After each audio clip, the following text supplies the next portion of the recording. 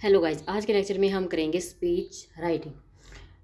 Speech writing मैं क्यों लेके आई हूँ, क्योंकि आपके जो मेंस वाला 2023 वाला एग्ज़ाम है उसके अंदर 10 मार्क्स का आपका क्वेश्चन पूछा गया है। ठीक है, मैं आपके लिए वही टॉपिक लेके आ रही हूँ जो कि आपके 2023 में पूछे गए थे। सभी टॉपिक पहले मैं वही कवर करूँगी। ठीक है, तो अभी मैंने आपको रिपोर्ट राइटिंग वाले क्वेश्चन दिए थे, लेकिन इसमें जो स्पीच राइटिंग है इसके क्वेश्चन मैं आपको साथ ही करवाऊंगी। एमसीक्यू जो पीवाईक्यू है, जो कि एक अर्णव नाम के स्टूडेंट ने मेरे को बहुत बड़ा अच्छा सजेशन दिया था कि मैं साथ में पीवाईक्यू भी करवाऊँ, क्योंकि पीवाईक्यू से आपका टॉपिक अच्छे से क्लियर हो जाता है। ऐसे सजेशन आप भी दे सकते हैं। तो जो आज वाला है हमारा स्पीच राइटिंग, उसके जो क्वेश्चन है साथ साथ कर लेंगे। उसके बाद हमारा रह जाएगा डिबेट वाले क्वेश्चन रह जाएंगे और लेटर राइटिंग वाले क्वेश्चन रह जाएंगे। वो पीवाईक्यू भी मैं आपको करवा दूंगी। ठीक है, तो आज का लेक्चर शुरू करते हैं एक बार जल्दी से। क्या है स्पीच राइटिंग? स्पीच राइटिंग के देखते हैं बात क्या होता है। स्पीच राइटिंग वह कला है जिसमें किसी विषय पर विचारों को प्रभावशाली ढंग से प्रस्तुत करने के लिए लिखा जाता है। भाषण का उद्देश्य किसी विशेष विषय पर श्रोताओं को, किसी विशेष पर जो ऑडियंस है उसको भाई जानकारी देना, प्रेरित करना, समझाना।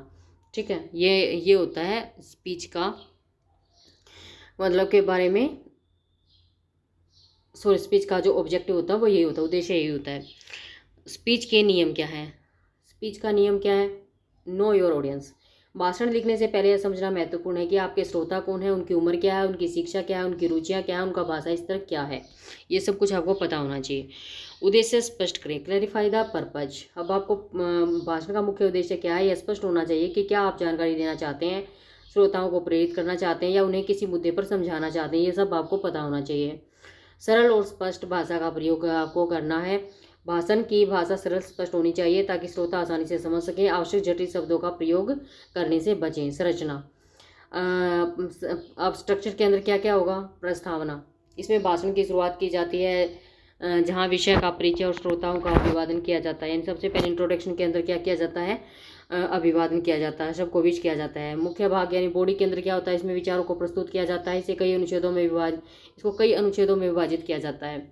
निष्कर्ष, कंक्लूजन क्या होता है? अतः भाषण को सारांशित किया जाता है और श्रोताओं को संबोधित करते हुए भाषण समाप्त किया जाता है। देखो, सबसे पहले तो आप इंट्रोडक्शन बताएंगे, सबको विश करेंगे। उसके बाद यानी इंट्रोडक्शन में, उसके बाद बॉडी आएगा। बॉडी के अंदर आपके जो मेन विचार हैं, जो जिसके ऊपर आप स्पीच देना चाहते हो वो सब बताएंगे। निष्कर्ष के अंदर क्या होगा? भाषण की जो समरी है वो आप उसके अंदर पेश करेंगे। ठीक है, तो ये 3 भाग होंगे उसके।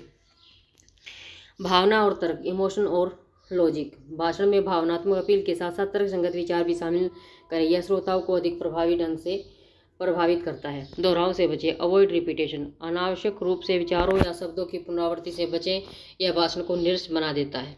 ठीक है, उसके बाद है समय का ध्यान रखें, टाइम मैनेजमेंट। भाषण की लंबाई का ध्यान रखें, यह बहुत लंबा या बहुत छोटा नहीं होना चाहिए। उदाहरण और कथानक, एग्जाम्पल एंड एनेक्डोट। एनेक्डोट में जो होते हैं किस्से, कहानियाँ। भाषण को अधिक रोचक बनाने के लिए उदाहरण, कहानियाँ, उदाहरण का प्रयोग करें। भाई इसके अंदर मैंने जो आपका 2023 के अंदर जो क्वेश्चन आया हुआ था ना 10 मार्क्स का, जो ऐसे टाइप 10 मार्क्स का क्वेश्चन आया हुआ था वो मैंने इंक्लूड किया। उसको मैंने उसका सॉल्यूशन करके आपको डाला है। ठीक है, वो क्वेश्चन भी मैं आपको करवाऊंगी। उसके बाद है प्रभावी समापन। समापन हमेशा क्या होना चाहिए? प्रभावी होना चाहिए। इसे श्रोताओं पर गहरा प्रभाव पड़े। यह एक उदाहरण, सवाल और प्रेरणादायक संदेश हो सकता है। अभ्यास, भाषण को लिखने के बाद उसका अभ्यास करना जरूरी है ताकि उसकी प्रस्तुति प्रभावी हो सके। उसके बाद है उदाहरण, पर्यावरण संरक्षण, एनवायरमेंट प्रोटेक्शन। अब एक एग्जाम्पल ले लेते हैं आप इन्वायरमेंट वाला, जो मतलब प्रोटेक्शन का एक एग्जाम्पल ले लेते हैं कि कैसे हमें जो स्पीच है वो लिखनी है। सबसे पहले हम लिखेंगे एनवायरमेंट संरक्षण के लिए एक जो हमने स्पीच लिखनी है, उसके अंदर सबसे पहले इंट्रोडक्शन आएगा, प्रस्तावना, इंट्रोडक्शन। आप इंट्रोडक्शन मैं हिंदी में आपको इसलिए करवाती हूँ ताकि आपको टॉपिक अच्छे से क्लियर हो जाए। ठीक है, तो इसका जो एग्जाम्पल होगा वो तो मैं इंग्लिश में ही करवाऊंगी आपको, लेकिन मैं एक बार टॉपिक को आप अच्छे से अंडरस्टैंड कर सकें इसलिए मैं पहले उसको हिंदी में लेके आती हूँ उसके एग्जाम्पल को। तो एक बार हिंदी में एग्जाम्पल को समझेंगे, उसके बाद फिर इंग्लिश में अपने आप ट्रांसलेट कर लेंगे आप। हाँ, और मैं एक बात और आपको बताना चाह रही थी कि आप इंग्लिश को इम्प्रूव कैसे करेंगे, आपकी कैसे इंग्लिश इतनी इम्प्रूव हो जाएगी कि आप अपने आप से ही जो भी मैटर है वो लिख सकें। एक तो आपके टेंसेस बहुत अच्छे होने चाहिए इंग्लिश को लिखने के लिए और समझने के लिए, और क्या क्या नाम है, बोलने के लिए। अब आपको तीनों ही चीज़ों की ज़रूरत पड़ेगी। रीडिंग की ज़रूरत पड़ेगी आपको। रीडिंग की क्यों पड़ेगी? क्योंकि जब तक आपकी रीडिंग स्ट्रोक नहीं होगी, आप इसके अंदर पैसेज, 3 पैसेज और 2 प्रेसेज आप नहीं कर पाएंगे। ठीक है, इतना लंबा आपको आपकी रीडिंग स्ट्रोक होगी तभी आप इस पेपर में कर पाएंगे। उसके बाद आपको राइटिंग भी करनी है। राइटिंग भी आप तब तक नहीं लिख पाएंगे जब तक आपकी राइटिंग स्ट्रोंग नहीं होगी। ठीक है, और स्पीकिंग आपके काम आनी है इंटरव्यू के अंदर, क्योंकि आपका इंग्लिश का पेपर है तो फिर आपका जो इंटरव्यू है वो मतलब इंग्लिश के अंदर ही आपकी जो स्पोकन है वो आपकी इम्प्रूव होनी चाहिए। तो सबका सबसे एक अच्छा सॉल्यूशन बताती हूँ मैं कि कैसे करना है आपको इन तीन चीज़ों को इम्प्रूव। आप सारा दिन में जितने भी शब्द बोलते हैं, जिससे भी आप बात करते हैं, उन सभी शब्दों को आप इंग्लिश में ट्रांसलेट करना शुरू कर दीजिए। उसी टाइम जैसे आपने इसके साथ जो शब्द बोला उसी को ट्रांसलेट करना शुरू कर दीजिए इंग्लिश में। आप गलत करेंगे, ठीक करेंगे, लेकिन करो उसको। नहीं कर पा रहे हो बिल्कुल भी तो उसको एक कॉपी पेन के ऊपर लिख लो। उसके बाद आप एक ट्रांसलेटर वाली ऐप डाउनलोड करेंगे। ट्रांसलेटर वाली ऐप में जैसे आप हिंदी का सेंटेंस डालोगे उसकी इंग्लिश बना के आपको दे देगा, तो कि आपको पता चल जाएगा कि आपका जो सेंटेंस है वो कैसे। यानी कि 3 ही चीज़ हैं आपके बस, क्या है इसमें आपका इंट्रोडक्शन है और बॉडी है और साथ में कंक्लूजन है। बस यही 3 चीज़ें आपको डालनी है इसमें। ठीक है, अब फॉर्मेट देखते हैं स्पीच राइटिंग का।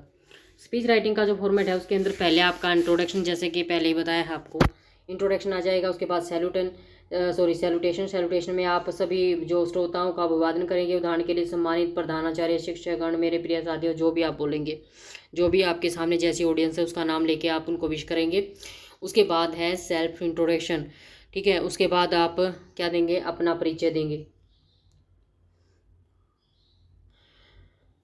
यानी कि अपना परिचय, जैसे मैं आपका नाम जो भी आप लिखोगे इन्हें सेल्फ। और उसके बाद टॉपिक इंट्रोडक्शन देंगे आपकी, आप किस टॉपिक के ऊपर मतलब आपका जो टॉपिक है वो क्या होगा।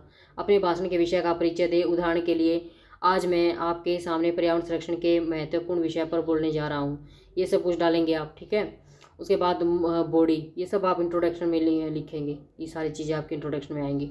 उसके बाद आपका आएगा बॉडी। बॉडी के अंदर मेन कंटेंट होगा। मेन कंटेंट के अंदर इस भाग में आप अपने विषय के मुख्य बिंदुओं को प्रस्तुत करें। उदाहरण के लिए, पर्यावरण संरक्षण का महत्व, हमारी जीवन शैली और पर्यावरण पर क्या इसका प्रभाव, और पर्यावरण संरक्षण के उपाय। उसके बाद स्पोर्टिंग आर्गूमेंट, समर्थनकारी तर्क। अपने विचारों को उदाहरण, आंकड़ों और उदाहरण के साथ मजबूत करें। उदाहरण, संयुक्त राष्ट्र की रिपोर्ट के अनुसार यदि हम तुरंत कदम नहीं उठाते तो अगले 30 वर्षों में हमारी जो धरती है उसका 60% से अधिक जंगल नष्ट हो जाएगा। ठीक है, इस तरह से डालें आप। उसके बाद लास्ट में आ जाएगा कंक्लूजन। कंक्लूजन के अंदर समरी और कॉल टू एक्शन, 2 चीज़ होंगी। हम मुख्य बिंदुओं का संक्षेप में पुनरावलोकन करें। उदाहरण जैसे आता है, हमारा कर्तव्य है कि हम पर्यावरण की रक्षा करें और आने वाली पीढ़ियों के लिए इसे सुरक्षित रखें। कॉल टू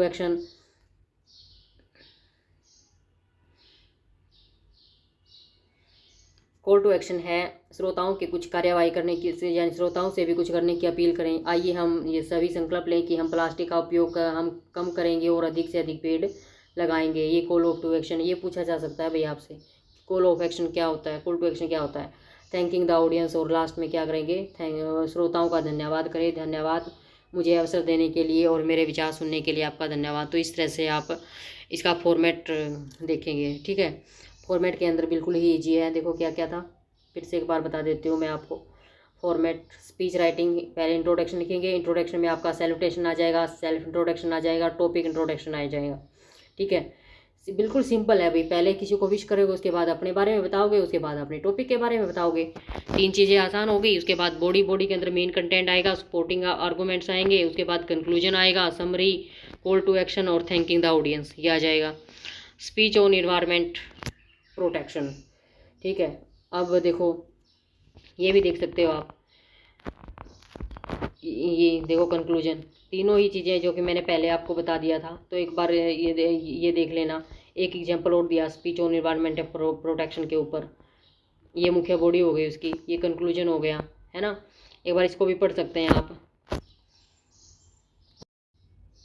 अब देखते हैं एग्जाम्पल। ये speech bidding farewell to colleagues, ये वाला जो क्वेश्चन है ये आपका पूछा गया था भाई 2023 वाले एग्जाम में। आप चेक कर सकते हैं इस क्वेश्चन को। तो इसी क्वेश्चन का जो एग्जाम्पल है वो स्पीच राइटिंग पूछी गई थी इस टॉपिक के ऊपर। तो एक बार हम देख लेते हैं इसको कि कैसे आपको लिखना है। गुड मॉर्निंग, आफ्टरनून, इवनिंग, जैसा भी टाइम होगा तो आप ऐसे मतलब विश करेंगे, ठीक है।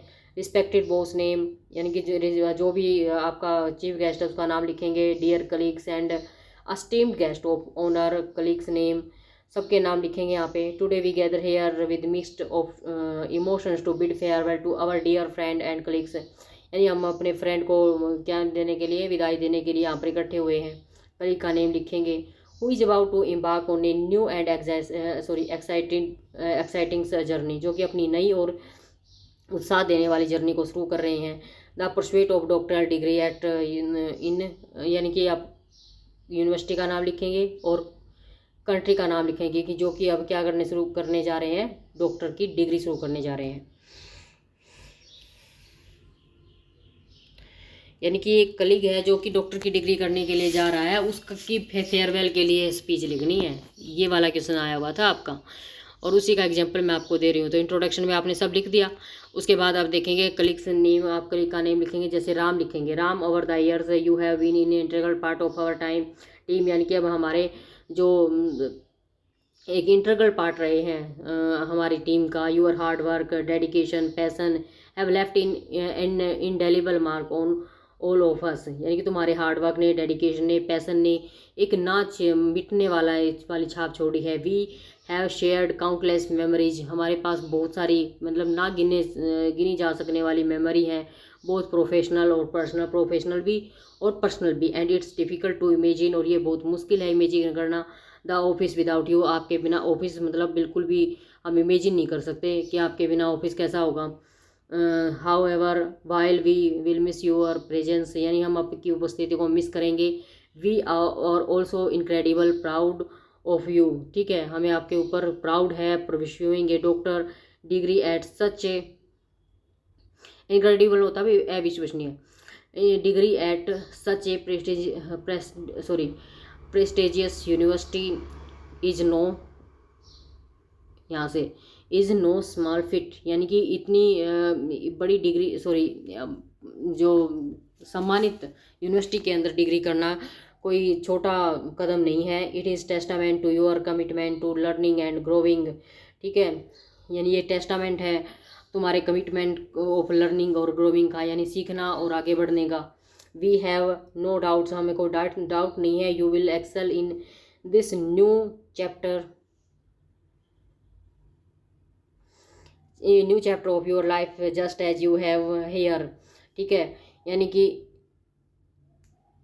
We have no doubt that you will excel in this new chapter of your life just you have here, यानी कि हमें कोई संदेह नहीं है कि आप जो अपनी लाइफ का नया चैप्टर है उसके अंदर आप अच्छा करोगे, ठीक है, आगे बढ़ोगे जैसे आपने यहाँ किया था। Remember while you may be miles away, आप कितनी भी मतलब आप दूर होंगे, your contribution to this office will always be remembered, परंतु आपका जो क्या है कॉन्ट्रीब्यूशन है इस ऑफिस में वो हमेशा याद किया जाएगा। You have inspired us with your dedication, आपने हमें अपनी डेडिकेशन से इंस्पायर किया है। We will carry forward the lesson we have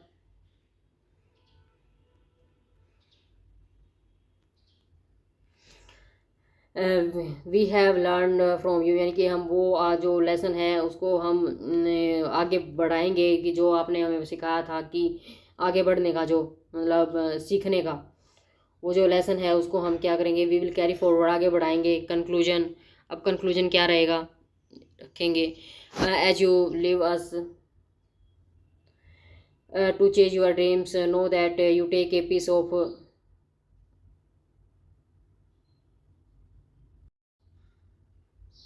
as you leave us to chase your dreams, यानी कि आप अपने सपनों के पीछे जो हमें मतलब छोड़ रहे हो आप हमें। Know that you take a piece of us with you, ठीक है, लेकिन आपका जो know that you take a piece of us, यानी कि आप हमारा एक पीस यानी कि हमारा एक टुकड़ा अपने साथ लेके जा रहे हो। As you wish you nothing but success is your academic and और, यानी कि वी विश हमारी कोई इच्छा नहीं है, बस ये है कि मतलब कि आपके जो प्रयास हैं सक्सेस के, एकेडमिक इंड्योर हैं, ठीक है, यानी कि आपको सक्सेस मिले जो भी आपके प्रयास हैं उनमें। Look forward to learning about all your achievements, और आप अपनी सारी अचीवमेंट्स को प्राप्त करें। प्लीज़ कीप इन टच, हमारे टच में रहना, हमसे मिलते रहना। डोंट फॉरगेट, हमें मत भूलना। This will always be your home, ये आपका एक घर रहेगा, अवे फ्रॉम होम, घर से दूर। Thank you and best of luck, thank you and best of luck Ram, we will miss you dearly. ठीक है, हम आपको क्या करेंगे, मिस करेंगे। तो ये है अभी आपका मतलब रिपोर्ट जो कि आपकी दी हुई थी। ठीक है, ये एक्सप्लेनेशन डाली हुई है क्वेश्चन की, ये आप पढ़ सकते हैं एक बार अगर पढ़ना चाहें तो उसको, कि ये क्वेश्चन किस बारे में दिया हुआ था। ठीक है, अब ये देखते हैं कि basic concept. What is the speech writing? Speech writing क्या है? Is a process of writing script to be delivered orally in the front of an audience. देखो भी क्या है ये,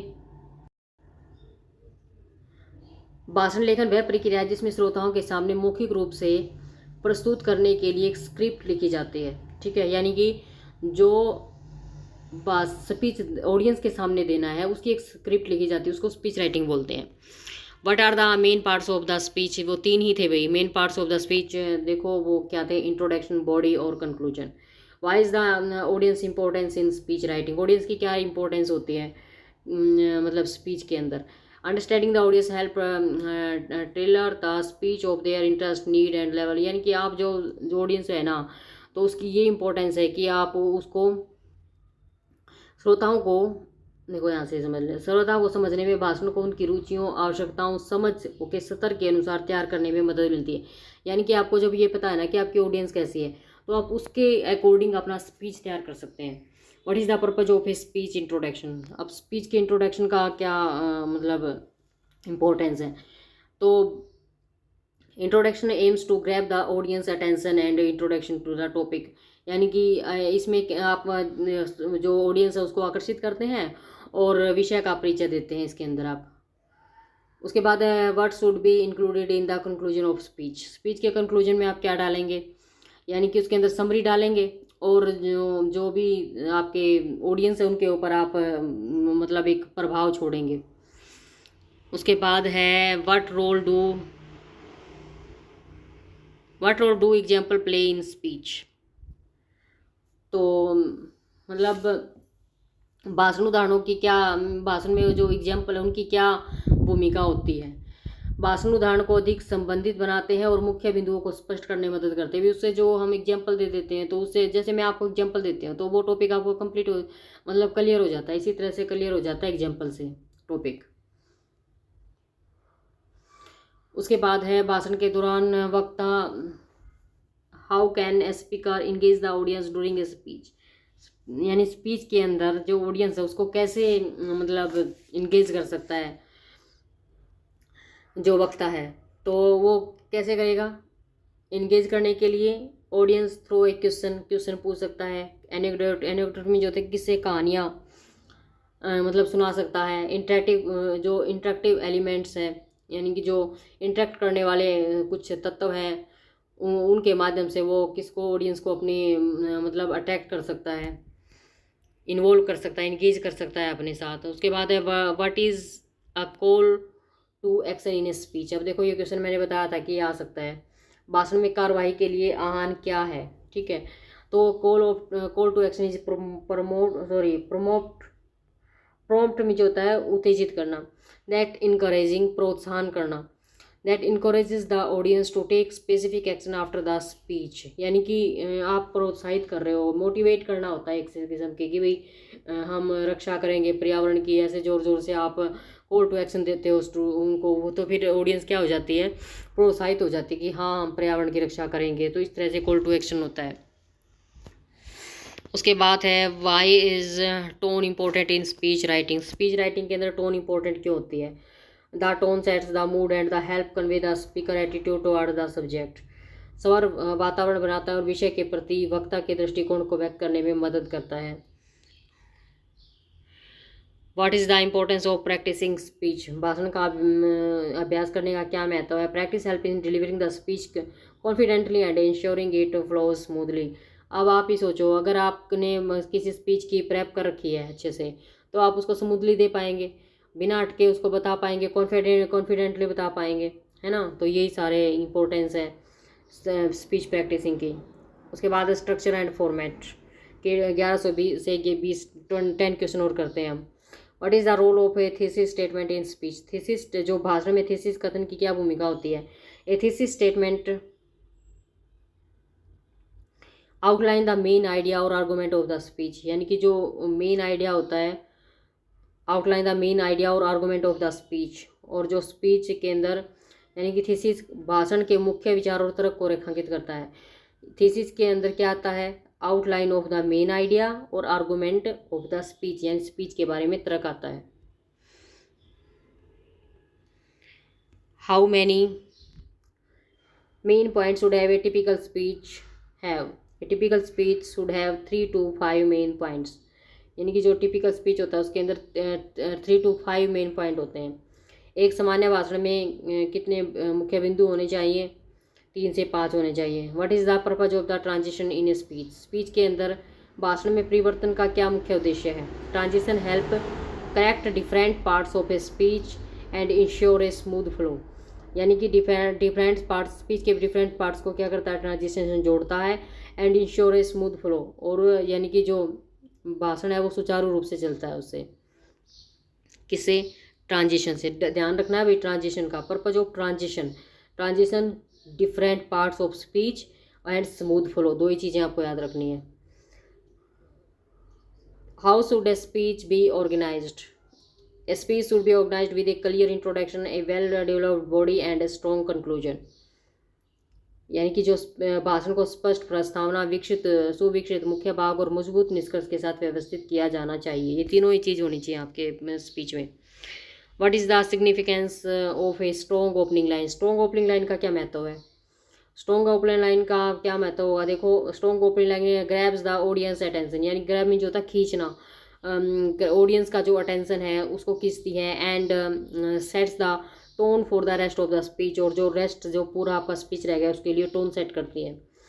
उसके बाद 6 क्वेश्चन आपका, हाउ कैन स्पीकर एम्फेसाइज की पॉइंट्स इन स्पीच, यानी कि भाषण में मुख्य बिंदुओं पर कैसे जोर दिया जाता है। स्पीकर कैन एम्फेसाइज की पॉइंट थ्रू रिपीटेशन, किसी पॉइंट को रिपीटेशन करके, वोकल वेरिएशन डाल के, यानी कि कभी तेज़ आवाज़ कभी कम आवाज़ ऐसे डाल के, और स्ट्रेचिंग पोज, और जो यानी कि बीच बीच में मुख्य बिंदुओं के बाद यानी कि रुक के थोड़ा सा पोज देंगे, स्ट्रेटजिक पोज देंगे, प्लान के साथ एक पोज देंगे, वो अपने किसी भी मुख्य पॉइंट के ऊपर जोर दे सकता है। ठीक है। उसके बाद what is an anecdote in speech writing, N anecdote is a short interesting story.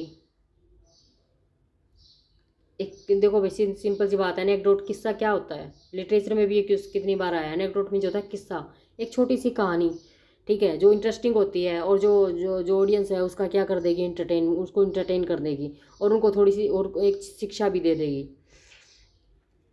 उसके बाद है why it is important to summarise the main point in conclusion, conclusion के अंदर जो मेन पॉइंट है उनको समराइज करना क्या क्यों जरूरी है।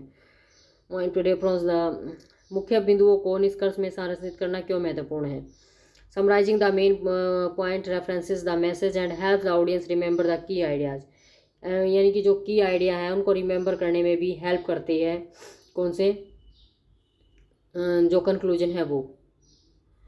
उसके बाद है what is the ideal length of a speech. अब क्या है, what is the ideal length of speech, speech की जो लेंथ है वो कितनी होनी चाहिए। Ideal length of speech depend on the context but typically ranges from 5 to 20 minutes, यानी 5 से 20 मिनट का होना चाहिए आपका स्पीच। उसके बाद है how can a speech be made memorable, यानी कि स्पीच को आप यादगार कैसे बनाया जा सकता है। A speech can be made memorable by using powerful language, telling impactful stories and ending with a strong conclusion। इन सब से आप अपने स्पीच को क्या बना सकते हैं, यादगार बना सकते हैं। अब डिलीवरी एंड प्रेजेंटेशन, के 21 से 30 क्वेश्चन दिए हुए हैं आपके। एक मिनट पे, नहीं ये इतने नहीं है, सिर्फ 2-3 क्वेश्चन और हैं आपके भाई। उसके बाद फिर मैंने ऑब्जेक्टिव टाइप क्वेश्चन डाले हुए हैं इसमें। What is the vocal variety and why it is important. स्वरविद्या क्या है। Vocal variety involve changes in pitch tone, यानी कि आप कभी अपनी आवाज़ को तेज़ करके बोलते हैं, कभी कम करके बोलते हैं, जिससे कि जो क्या नाम आपका जो स्पीच है वो इम्प्रेसिव बन सके। How does body language impact speech. Speech के अंदर बॉडी इम्पैक्ट कैसे मतलब प्रभाव डालती है, अब वो देखेंगे।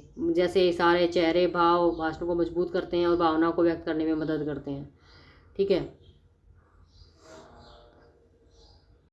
अब भाई देखो जो रिपोर्ट राइटिंग के जो क्वेश्चन आज तक के एग्जाम में आए हुए हैं वो उसके एग्जाम्पल मैंने कुछ आपके लिए लिए हैं। ठीक है, formal speech writing, informative speech, persuasive speech, ठीक है, फेयरवेल के लिए स्पीच है। तो ये सारे क्वेश्चन आए हुए हैं, ये एक बार आप प्रैक्टिस कर सकते हैं इनकी। Motivational speech, welcome speech, speech on social issues, ये सारे क्वेश्चन आए हुए, एक बार ये सारे क्वेश्चन आपको पढ़ने हैं। Speech for an award ceremony, speech on national days, speech on health awareness. ठीक है, ये सारे क्वेश्चन है, एक बार मैं इनका सॉल्यूशन भी दिखा देती हूँ आपको इन सभी क्वेश्चन का। भाई साथ में मैंने एग्जाम्पल भी दिया है, हिंदी में भी दिया है और इंग्लिश में भी दिया है। ये सारे जो ऐसे टाइप क्वेश्चन है, 10 मार्क्स का ऐसे टाइप क्वेश्चन आना है, ये वो क्वेश्चन इंक्लूड किए हैं जो अब तक के PYQ में आ चुके हैं, यानी कि प्रीवियस ईयर पेपर में आ चुके हैं आपके। PYP हैं ये, तो जो पिछले एग्जाम में इस तरह के क्वेश्चन आए हैं सब्जेक्टिव के, तो वो एक बार आपको देख लेने हैं। मैं आपको साथ में आंसर भी दे रही हूँ। तो फॉर्मल स्पीच के लिए इम्पोर्टेंस ऑफ टाइम मैनेजमेंट, ठीक है, राइटिंग। तो ये देखो ये वाला है, आप इस तरह से ये लिख सकते हैं। सेकंड वाला है, ये वाला भी आप, इसको मैंने हिंदी में भी दिया है और इंग्लिश में भी दिया है। एक बार सारा इसको अच्छे से पढ़ेंगे ताकि अगर इनमें से कोई क्वेश्चन आपका आता है एग्जाम के अंदर तो आप उसको सोल्व कर सकें। आएगा तो इन्हीं में से, ऊपर से तो उठ के कुछ भी नहीं आएगा, जो भी सिलेबस है वही आएगा जो भी आपका डाला हुआ है सिलेबस में। तो ये 5th है। ठीक है, ये 10 क्वेश्चन मैंने आपके प्रैक्टिस के लिए दिए हैं, एक बार आप इनको देख लेना। मैं सारे पढ़ूंगी तो भी बहुत ज़्यादा टाइम लग जाना है और बहुत बड़ा वीडियो हो जाना है आपको, ये आप अच्छे से पढ़ सकते हैं उसको। तो 7 एग्जाम्पल मैंने दिए हैं जो पिछले जो एग्जाम में क्वेश्चन आए हुए हैं वो सारे क्वेश्चन ऐड किए, उनके साथ में आंसर भी दिए मैंने आपको जस्ट उसको पढ़ना है। और इससे आपको हेल्प मिलेगी कि जैसे अगर कोई क्वेश्चन आपका इस तरह का आ जाता है एग्जाम में तो वो उसमें फिर आपको हेल्प रहेगी।